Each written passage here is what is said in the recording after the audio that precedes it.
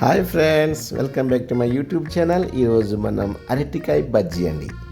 బజ్జీలు చిన్నగా ఉన్నాయేమిటా అని ఆలోచిస్తున్నారా? చిన్న చిన్న బజ్జీలు అండి.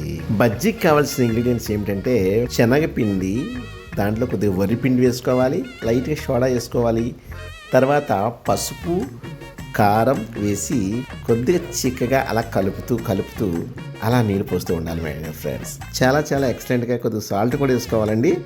ఆ రకంగా కలపాలి కొద్దిగా చిక్కగా.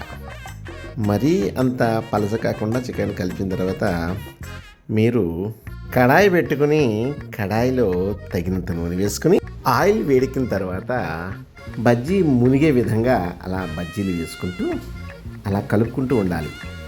అదే రకంగా ఈరోజు వర్షం వస్తుందని మా వైఫ్ వేడి బజ్జీలు వేసి పెట్టిందండి.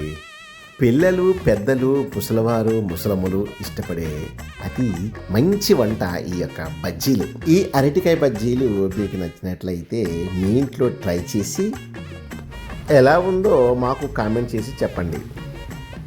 మీకు ఈ వీడియో నచ్చినట్లయితే లైక్ చేయండి, షేర్ చేయండి, సబ్స్క్రైబ్ చేసుకోండి. Bye friends.